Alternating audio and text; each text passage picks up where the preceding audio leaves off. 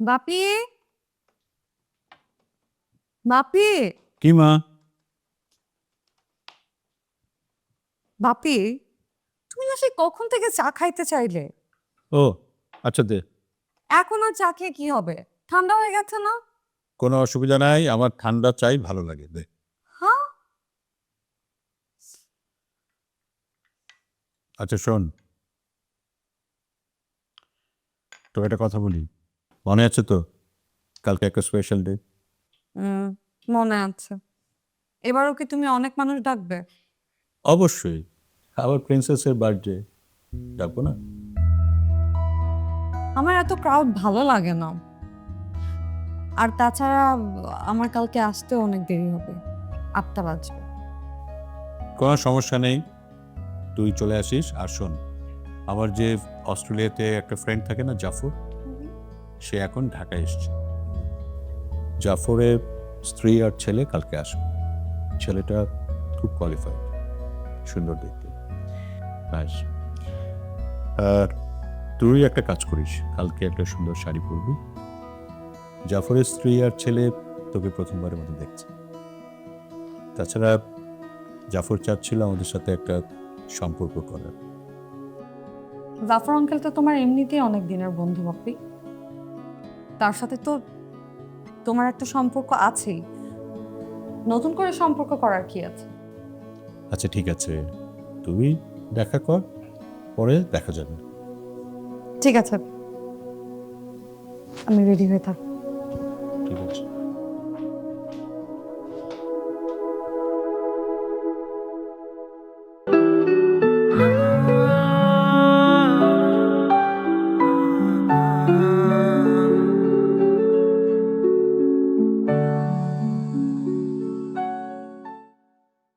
কোথায় নিচ্ছ? আমি পরে যাব তো ভূতু। ওরে আমার পেচি, আর একটু অপেক্ষা করো, এই তো চলে আসছি আমরা। পরে যাব। টানটানা। শুভ জন্মদিন আমার লক্ষ্মী পেচি, তোমার হাসিতে ঝরুক চাঁদের আলো, ভালোবাসার রঙে থাকুক হৃদয়ে ভালো। আজকের দিনটি হোক স্বপ্নে মোরা, তোমায় ভালোবাসি সারাটি যাপিত বেলা। আমি জানতাম তুমি আমার জন্মদিন ভুলবে। পৃথিবীর সমস্ত দিনক্ষণ ভুলে গেলেও তোমার জন্মদিনকে আমি ভুলতে পারি? তোমাকে তো আমার হৃদয়ের মাঝখানে যতন করে রেখেছি। আমাকে হারাতে দিও না কিন্তু। কখনো না। চলো চলো কেক কাটবো, আসো।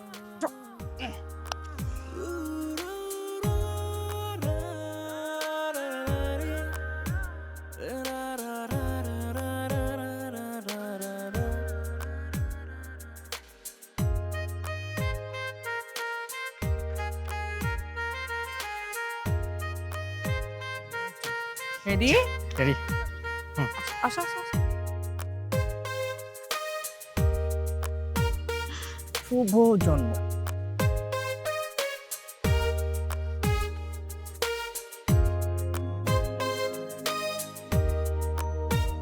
Thank you.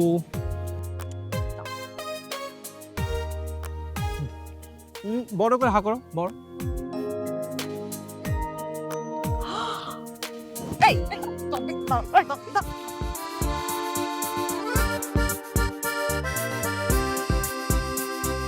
নীরবে খুব নীরবে কখন যে এসেছিলে এত কাছে হৃদয়ে বুঝিনি আগে। নীরবে খুব নীরবে কখন যে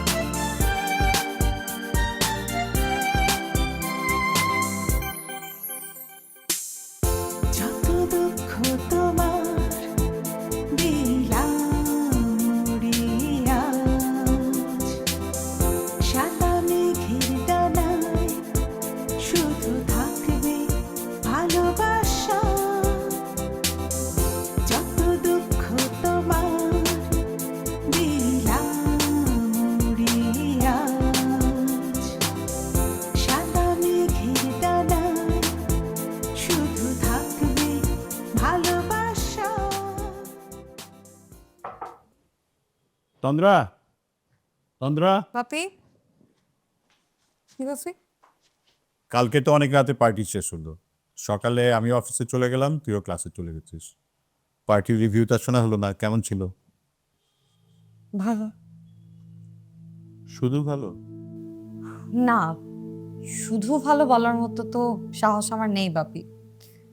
তুমি এত এত টাকা খরচ করে আমার জন্মদিনের পার্টি অ্যারেঞ্জ করেছো, নামি দামি ক্যাটারিং থেকে খাবার এসেছে, বিশাল বড় ইভেন্ট ম্যানেজমেন্ট থেকে ডেকোরেশন হয়েছে, ইভেন্ট প্ল্যান হয়েছে, কত ফ্যান্সি লোকজন বাসায় গেস্ট হয়ে এসেছে। এত টাকা খরচ করলে তো অনুষ্ঠান খারাপ হওয়ার প্রশ্নই ওঠে না, তাই না বাপি? টাকা পয়সা ছাড়া কি ক্লাস মেনটেন করা যায়? টাকা পয়সা ছাড়া আত্মীয় স্বজনও দাম দেয় না, বন্ধুত্বও গাঢ় হয় না। টাকা হচ্ছে লাইফে একটা অক্সিজেন। তোমার তো অনেক টাকা বাপি, তুমি তোমার লাইফে সব কিছু পেয়েছো। শতভাগ হয়তো আমি পাইনি, কিন্তু যতটুকু পেলে সুখী বলা যায় সেটা তো পেয়েছে। বুকে হাত দিয়ে বলতে পারবে? থাক, আর পাকামি করতে হবে না। আমার বন্ধুর ছেলেটাকে কেমন দেখলি? নাইস ফ্যামিলি, তাই না? কি জানো, আমি নোটিস করিনি। নোটিস করিসনি? অথচ আমি তো বলেছিলাম ওরা এসেছেই শুধু তোকে দেখতে। আমার ওকে অবজার্ভ করার মতো মেন্টালিটি ছিল না। তাছাড়া ছেলেটাকে আমার অনেক ওভার স্মার্ট মনে হয়েছে। এরকম একটা ছেলেকে তো আমি পছন্দ করি না। একটা স্মার্ট এডুকেটেড ছেলে অতটুকু আউটস্পোকেন তো হবেই। পাপি, আউটস্পোকেন এক জিনিস আর ওভার স্মার্ট আরেক জিনিস। ছেলেটা লিটারালি একটা নার্সিসিস্ট। যতক্ষণ কথা বলেছি সারাক্ষণ শুধু ও কি, ও কেমন, সেগুলোই শুধু বলেছে। এরকম কোনো ছেলে তো আমার পছন্দ না। তুই কি বলতে চাচ্ছিস? আমি বলতে চাচ্ছি আমার পছন্দ হচ্ছে খুব সাদামাটা একটা মানুষ, ডাউন টু দ্য আর্থ, অনেক কেয়ারিং, অনেক রোমান্টিক। এরকম একটা মানুষকে আমি আমার লাইফ পার্টনার করতে চাই। তুই পাগল হয়ে গেলি? না, আমি আমার পছন্দ বললাম। আমি আমার পছন্দ মতো একটা ছেলেকে ভালোবাসি বাপি। হোয়াট? এতে অবাক হওয়ার কি আছে? আমার লাইফ পার্টনার তো আমি আমি পছন্দ করতেই পারি। তো কি করে তোর পছন্দের ছেলেটা? এখন পর্যন্ত বলার মতো কিছু না, তবে মাস্টার্স শেষ করেছে, চাকরির জন্য ট্রাই করছে। আচ্ছা, ঠিক আছে, আসতে বলে একদিন বসে কথা বলি। বাপি, তুমি ওর সাথে আসলেই দেখা করতে চাও? কি বলছিস? কথাবার্তা না বলে একটা ছেলের কাছে আমার মেয়েটাকে তুলে দিব? আমার একটা মাত্র মেয়ে।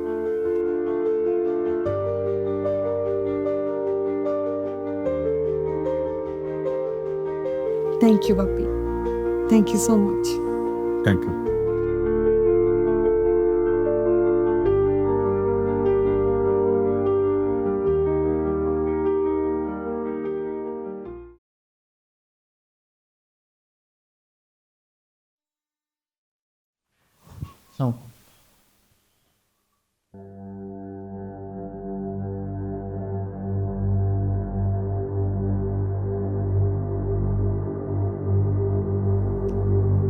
কি নাম তোমার?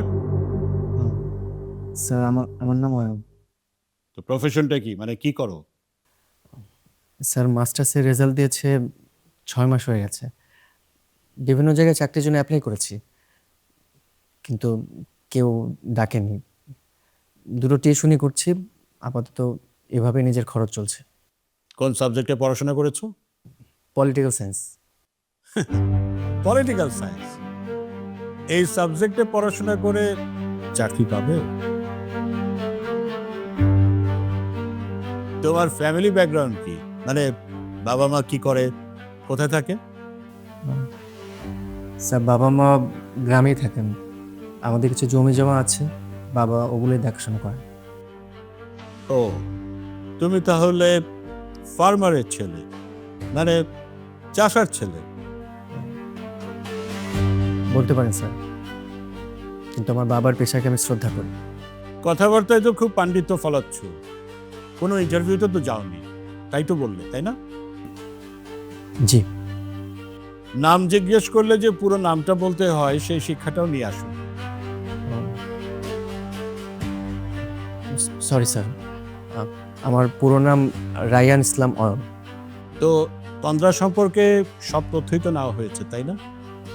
যেমন যেমন তন্দ্রা আমার একমাত্র মেয়ে, আমার অবর্তমানে আমার বাড়ি গাড়ি ধন সম্পত্তি সবকিছুরই মালিক হবে, তাই না? স্যার, আমি আসলে ওভাবে ভেবে দেখিনি। Shut up! তোমাদের মতো মিডল ক্লাস ছেলেদের সম্পর্কে আমার খুব ভালো করেই জানা আছে। তোমরা জানো বড় লোকের মেয়েদের পেছনে কিভাবে লাগতে হয়, তাদেরকে কিভাবে ইমোশনালি ব্ল্যাকমেল করতে হয়। স্যার প্লিজ আমাকে মিসআন্ডারস্ট্যান্ড করবেন না। আমি আমি তন্দ্রাকে অনেক ভালোবাসি স্যার। চুপ! বাবা মা ট্রেনিং দিয়ে পাঠিয়েছে ঢাকা শহরে, তাই না? Don't cross the limit sir. এতক্ষণ আপনি আমাকে অনেক কথা বলেছেন, আমি সহ্য করেছি, কিন্তু আমার বাবা মা সম্পর্কে কোনো কিছু বলার রাইট আপনার নাই। তোমাকে আমি ঘাড় ধাক্কা দিয়ে ঘর থেকে বের করে দিই। বাবা অয়ন, এরকম একটা ছেলেকে তুই ভালোবেসেছিস, স্কাউন্ডারেল, ক্লাসলেস, আর ওকে নিয়ে এসেছিস আমার সাথে পরিচয় করানোর জন্য।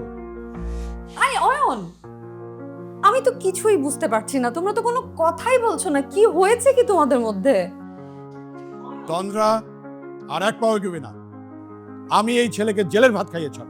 হ্যাঁ, আপনি অবশ্যই পারবেন, সেটা করার ক্ষমতা নিশ্চয়ই আপনার আছে। অয়ন, এই পুচিকে মাথা ঠিক আছে একজন না। হ্যালো, পুলিশ স্টেশন, আমি আতিফ চৌধুরী বলছি। আমি একটা কমপ্লেইন করতে চাই। কি করছো কি তুমি? তোমার কি মাথা খারাপ হয়ে গেছে? কি হয়েছে তোমার? আমি এই ছেলেকে দেখে নিব। প্লিজ বাপি, এরকমটা করো না প্লিজ। তাহলে তুই আমাকে কথা দে, আমি যা বলবো তা তুই শুনবি।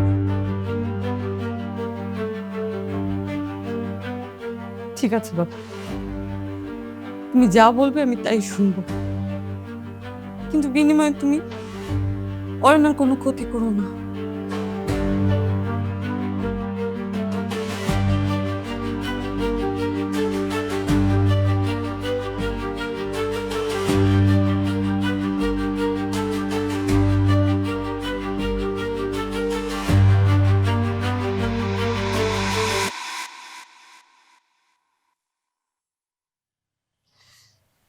পেয়েছি।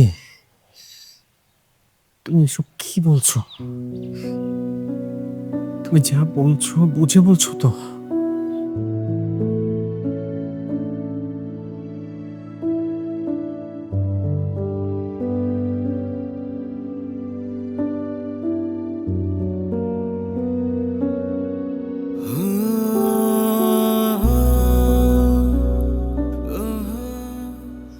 আমি যা বলছি বুঝেই বলছি, সজ্ঞানেই বলছি। তুমি আসলে আমাকে ডিজার্ভই করো না। তুমি এসব কি বলছো? ঠিকই বলছি। আসলে আমি তোমাকে কখনো ভালোই বাসিনি। তোমার প্রতি আমার যা ছিল সেটা মোহ, ইনফ্যাচুয়েশন। বলতে পারো বাপি আমার চোখ খুলে দিয়েছেন। এছে আমার দিকে তাকাও। তুমি আমার সাথে এমন করতে পারো না, এমন করতে পারো না আমার সাথে। ছাড়, লাগছে, এটাই বাস্তবতা। আমি আমি সামান্য একটা ভুলের জন্য সারা জীবন সাফার করতে চাই না। তুমি তোমার মতো জীবন গড়ে নাও, আর আমাকেও আমার মতো করে জীবন গড়তে দাও। B practical. আমাকে তুমি ক্ষমা করে দিও। আমি সজ্ঞানে বাপের পছন্দ মতো ছেলেকে বিয়ে করতে রাজি হয়েছি। আমি চাই তুমিও তোমার পছন্দ মতো কাউকে খুঁজে নিও। Please Butu, be practical. খবরদার, এই ভূতুর নামে আমাকে ডাকবে না। আরে আমাকে নিয়ে তোমার নাম ভাবলেও চলবে, তোমাদের মতো মেয়েদের আমার জানা হয়ে গেছে। তোমরা ভালোবাসবে ওরকম ছেলেকে যাকে নাকে দড়ি দিয়ে ঘোরানো যায়, আর বিয়ে করবে তাকে যে অর্থশালী।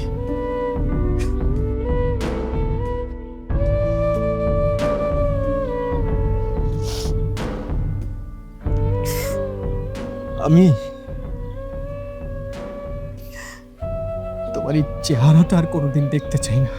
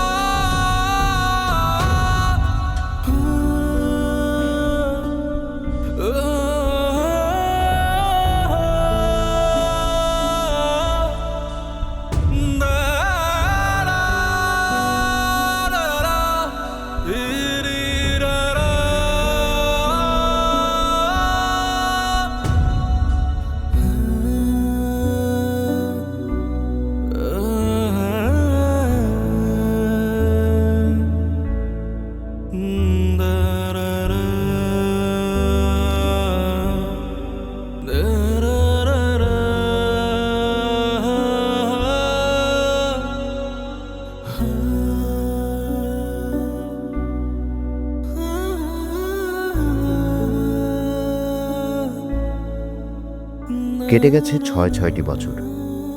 আতিফ চৌধুরী সাহেব মানে তন্দ্রার বাবা মারা গেছেন প্রায় ৩ বছর। যতদিন বেঁচে ছিলেন তন্দ্রা চৌধুরী সাহেবের সাথেই থাকত। এখন তন্দ্রা থাকে তার ফুপুর বাসায়। একটা প্রাইভেট ফার্মে চাকরি করে, মোটামুটি ভালোই বেতন পায়।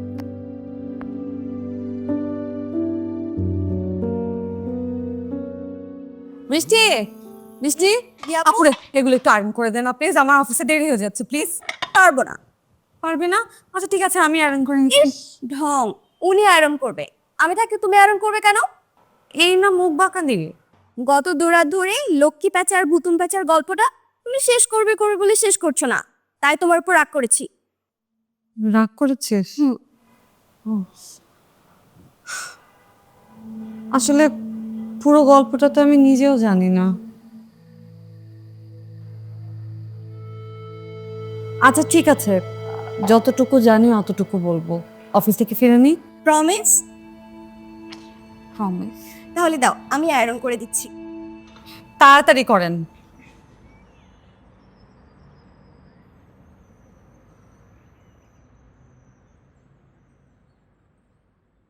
পেঁচি কান্নাকাটি করলো, তারপর কি হলো?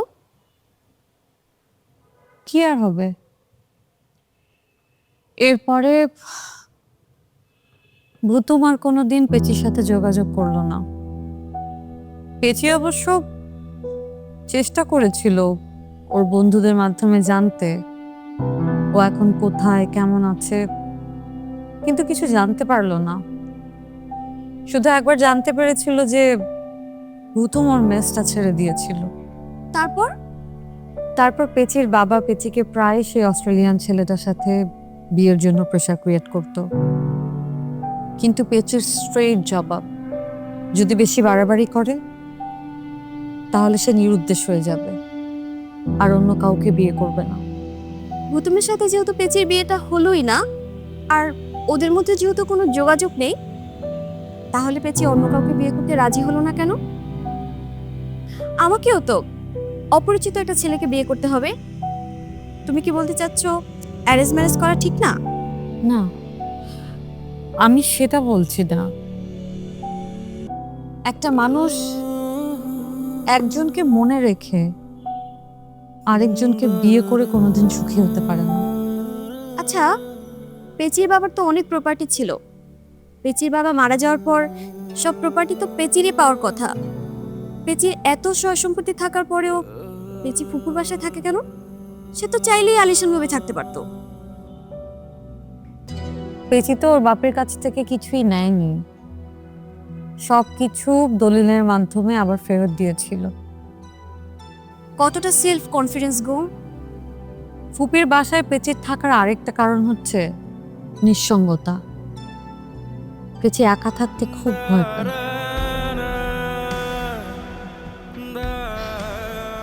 আজকের মতো আমার গল্পটি ফুরলো, ঘটে গাছটি মরলো।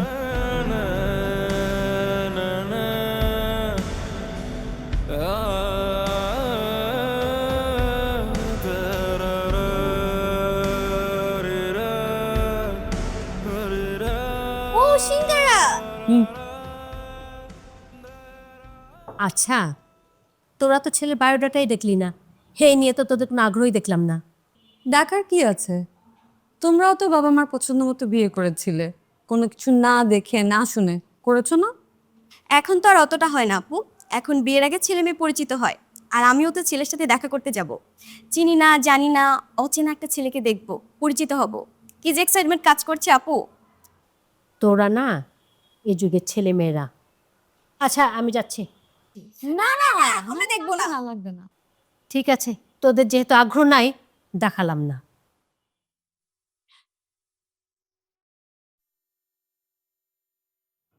আপু কি করছো?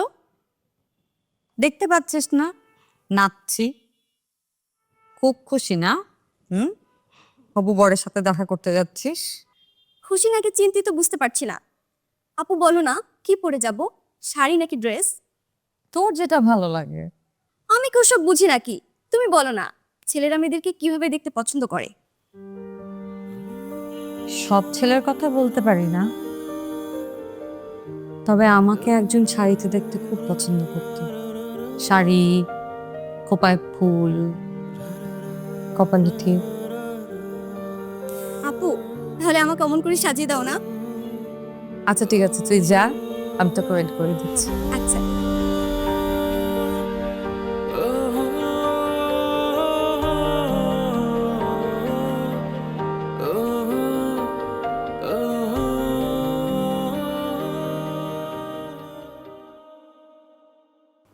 কি হয়েছে?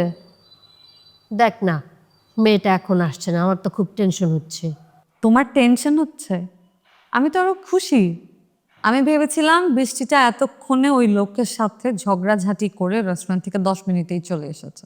তুইও না যা বলিস। কি রে, চলে এসেছে? আপু মিশন সাকসেসফুল, এই ছেলেকে হাতছাড়া করা যাবে না। বাপরে বাপ, লাভ এট ফার্স্ট সাইট হয়ে গেল নাকি আবার?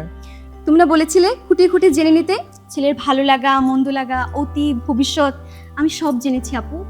আমি মুগ্ধ হয়ে গেছি, আমি প্রেমে পড়ে গেছি। তুমি ভাবতেই পারবে না আপু, ভদ্রলোক যখন কথা বলছিল মনে হচ্ছিল শত শত ময়ূর এরকম মিলে যাচ্ছে, আকাশে শত শত রংধনুরা খেলা করছে। আমি মুগ্ধ আপু। এতদিন শুনেছি যে প্রেমে পড়লে নায়িকার মন হারিয়ে যায়, আমি ভাবতাম নায়িকার মন কিভাবে হারায়, এখন আমি বুঝতে পেরেছি। ভদ্রলোকে দেখার পর আমার মন হারিয়ে গেছে আপু, আমি প্রেমে পড়ে গেছি, আমি প্রেমে পড়ে গেছি। ফুপি, তুমি না বলেছিলে তোমার মেয়ে অনেক ছোট বিয়ের জন্য? দেখেছো, এখন রোমান্টিসিজম গলে গলে পড়ছে। আর বেশি দিন দেরি করলে তো দেয়াল ভেঙে পালাতো। আপু রুমে চলো, তোমার সাথে আরো কথা আছে। আচ্ছা তুই যা, আমি আসছি। আচ্ছা।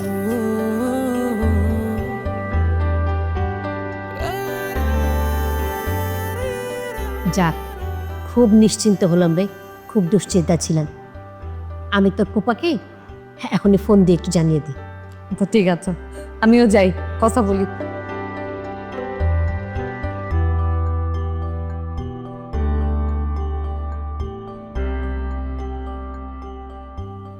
মা, মা, আপু, এই আপু, মা, কোথায় গেলে? কি হয়েছে, চেঁচাচ্ছিস কেন? আই বৃষ্টি, আই, পার্লারের মেয়েটাকে আসতে বলেছিস? ফুপি দেরি হয়ে যাবে কিন্তু। শোন, ওই পার্লারের কাছে কিন্তু তুইও চুপ দেবে নিস, বোনের বিয়ে বলে কথা, তোরা তো ফিটফাট থাকতে হবে। আচ্ছা সে দেখা যাবে, আমি ওর ব্লাউজ শাড়িগুলো রেডি করি। গয়না কোথায়? গয়না আচ্ছা দিচ্ছে। এসব নিয়ে ভাবতে হবে না, আমি একটা গুরুত্বপূর্ণ সিদ্ধান্ত নিয়েছি, সেটা আগে শোনো। কি তোর গুরুত্বপূর্ণ সিদ্ধান্ত, বল শুনি।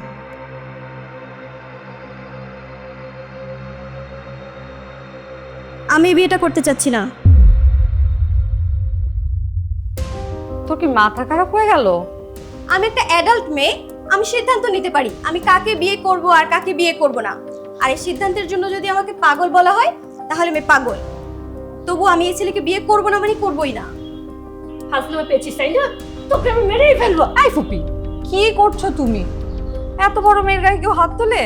আর তাছাড়াও তো বিয়ের কোণে। কিসের বিয়ের কোণে? আমি তো একবার বলেছি যে আমি বিয়েটা করব না, তারপর কোণে প্রসঙ্গটা কোথা থেকে আসে? বৃষ্টি, শোন আমার কথা, এরকম পাগলামি করে না। আর তাছাড়া তুই তো নিজে ছেলের সাথে দেখা করে খুব খুশি ছিলি, এখন হঠাৎ করে এমন কি হয়ে গেল? তাছাড়া বাড়ি ভর্তি এখন মানুষজন, গ্রামের বাড়ি থেকেও কত আত্মীয় স্বজন এসেছে, এর মধ্যে এরকম একটা সিদ্ধান্ত নিলে কি কেলেঙ্কারিটা হবে একবার ভাব। কেলেঙ্কারির কথা চিন্তা করে তো আমি একটা অপছন্দের ছেলেকে বিয়ে করব না। করব না বলেছি তো করব না। লক্ষ্মী বোন আমার, পাগলামি করিস না। শোন শোন না, পরিবারের মান সম্মানের কথাটাও তো চিন্তা করতে হবে, তাই না? বাহ, কত বড় উপদেশ দিচ্ছ আপু। তোমার যদি এতই পরিবারের মান সম্মান নিয়ে চিন্তা থাকে তাহলে বিয়েটা তুমিই করে ফেলো। আর প্রথমে তো বিয়ের প্রস্তাবটা তোমার জন্য এসেছিল আপু, তুমি বিয়েটা করতে চাওনি, তাই আমার উপর চাপিয়ে দেওয়া হয়েছে। কিন্তু এখন আমি ঠিক করেছি আমি তোমার রিজেক্ট করা পাত্রকে বিয়ে করব না।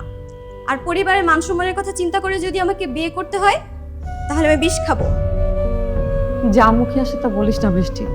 আমার যা মুখে আসছে তা বলছি না আপু। আচ্ছা আপু, তোমার কি মনে হয় না তুমি বাবা মার উপর অনেকটা কৃতজ্ঞ? তুমি যখন বাড়ি থেকে বের হয়ে এসেছিলে আমার বাবা মাই তো তোমাকে আশ্রয় দিয়েছিল, আর তো কোনো আত্মীয় স্বজন এগিয়ে আসেনি। এখন সময় এসেছে কৃতজ্ঞতাটা ফিরিয়ে দাও। হে আল্লাহ, তুমি আমার রক্ষা করো।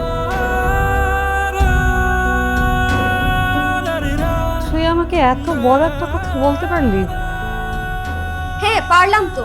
তুমি কি চাও সারা জীবন অকৃতজ্ঞ হয়ে বাঁচতে? তুমি না বড় বড় বয়ান দিতে, তোমার অনেক বেশি আত্মসম্মান বোধ, তুমি কারো উপর ডিপেন্ডেন্ট হয়ে থাকতে চাও না। তাহলে আপুর সময় এসেছে, এখন সেই কৃতজ্ঞতাটা ফিরিয়ে দাও। চুপ কর বৃষ্টি, আমি তোদের সমস্ত কৃতজ্ঞতা ফিরিয়ে দিচ্ছি। এখন আমাকে সেটার জন্য কি করতে হবে তোরা বল।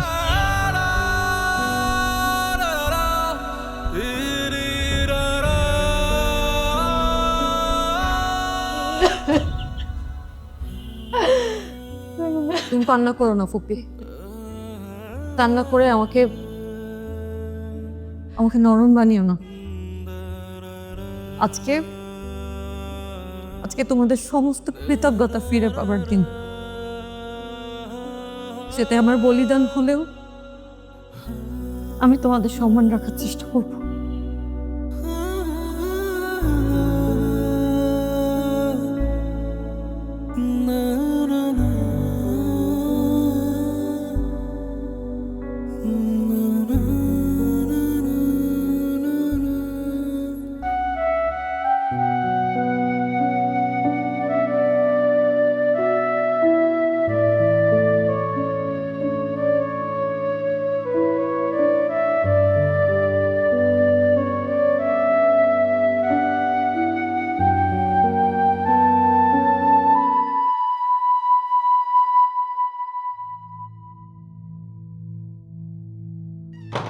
দরজাটা আটকাবেন না, আপনার সাথে আমার কিছু কথা আছে। আজকে আমাদের বিয়ে, কিন্তু এই বিয়েটা অস্বীকার করার মতো কিছু নেই। তবে বিয়েটা হয়েছে আমার অসম্মতিতে। শুধু আপনি কেন, আমি কাউকে বিয়ে করতে চাই না। আমাকে ইমোশনালি ব্ল্যাকমেল করে শুধুমাত্র এই খেলায় সামিল করা হয়েছে। আপনি এসব কি বলছেন? এসব কথার মানে কি? আমিও তো আপনাকে বিয়ে করতে চাইনি।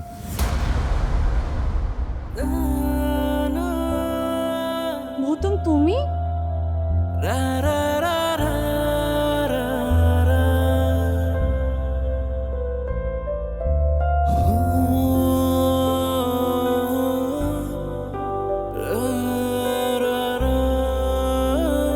পিচি, তুমি?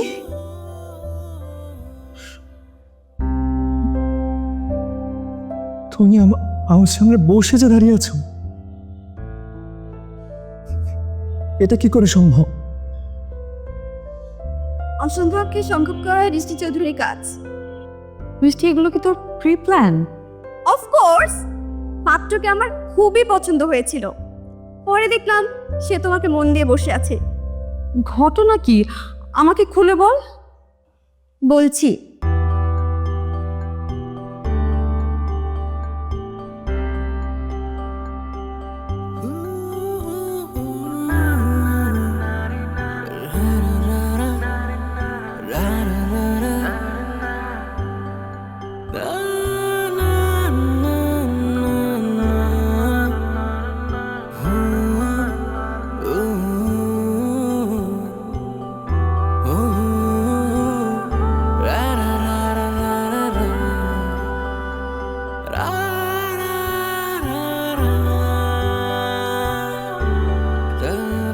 আপনি চলে এসেছেন? আপনার জন্যই তো অপেক্ষা করছিলাম। আমার জন্য অপেক্ষা করছিলেন? আপনি আমাকে চেনেন? না ঠিক চিনি না, তবে আন্দাজ করতে পারছি। আসুন বসে কথা বলি। নিশ্চয়।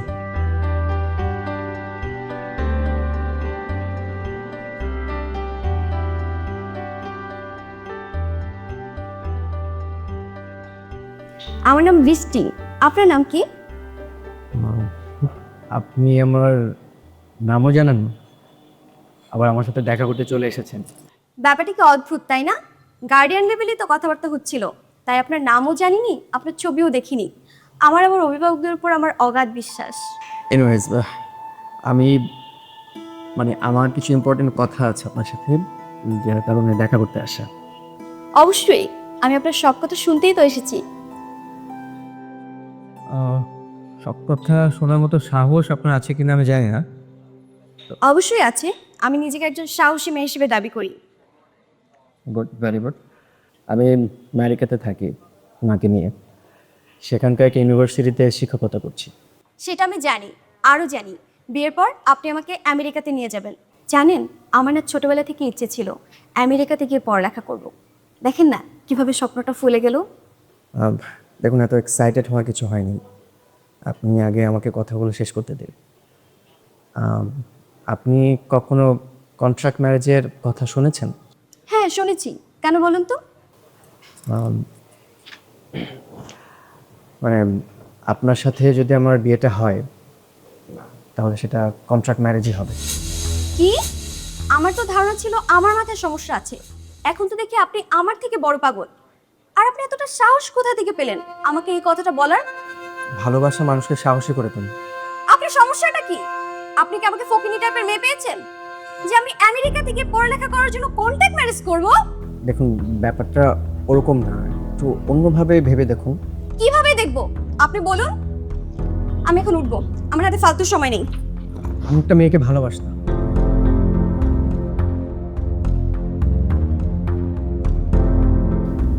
ভালোবাসতাম বলে ভুল হবে। মেয়েটাকে আমি এখনো ভালোবাসি, আর আজীবন ভালোবেসে যাব। তো আপনার এই ভালোবাসাবাসির মধ্যে আমার কন্ট্রাক্ট ম্যারেজের কি সম্পর্ক একটু বলেন? না না, আপনার আসলে কোনো সম্পর্ক নেই। আসলে সমস্যাটা আমার স্টুডেন্ট লাইফে। সামাজিক কারণে বলেন বা আর্থিক কারণে বলেন, আমাদের প্রেমটা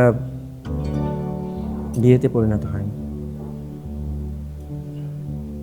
তারপর থেকে আমি আমার মনে অন্য কোনো মেয়েকে স্থান দিতে পারিনি। অনেক চেষ্টা করেছি, তারপরেও পারিনি। একটা মানুষকে ভালোবেসে আরেকটা মানুষকে জীবনে ধারণ করব, এটা আমার পক্ষে সম্ভব না। হ্যাঁ সবই ঠিক আছে, সবগুলো আপনার ব্যক্তিগত ব্যাপার, কিন্তু এই লোক দেখানো বিয়েটা কেন করতে চাচ্ছেন? দেখুন, ব্যাপারটা লোক দেখানো না, বলতে পারেন আমার মাকে দেখানো। আমার মা এবার আমাকে কসম দিয়েছেন যাতে ঢাকা থেকে এবার বউ নিয়ে আমেরিকাতে যাই। যদি না যাই সে আমারও নমস্কার করবে, কিন্তু আমি কোনো মেয়েকে ধোঁকা দিতে পারবো না। তাই যে মেয়ে আমাকে বিয়ে করতে রাজি হবে তাকে আমি কন্ডিশন দিব যে তার ভরণ পোষণের সব দায়িত্ব আমি নেব, তার পড়াশোনার সব খরচ আমি চালাবো, কিন্তু তাকে স্বামীর অধিকারটা দিতে পারবো না। বাপ রে বাপ, আপনি তো দেখি দেবদাসকেও হার মানিয়েছেন। তার তো একজন চন্দ্রমুখী ছিল, আপনার তো সেটাও নেই। আচ্ছা, আপনার প্রেমিকা কোন বিশ্ব সুন্দরীর মতো দেখতে? কোনো বিশ্ব সুন্দরীর মতো কিনা জানি না, তবে ওর সাথে দেখা হলে মনে হতো হাজার হাজার ময়ূর পেখম তুলে নাচছে। আবার কখনো মনে হতো লক্ষ লক্ষ প্রজাপতি রং ধন রং নিয়ে খেলছে। ও মাই গড, সো রোমান্টিক। আচ্ছা, ওনার কি কোনো ছবি হচ্ছে আপনার কাছে? হ্যাঁ,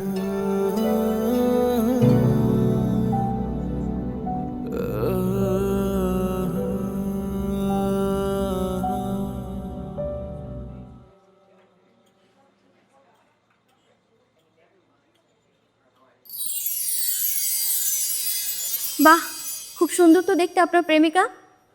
এরকম একটা মেয়ের জন্য তো সারা জীবন অপেক্ষা করে থাকাই যায়।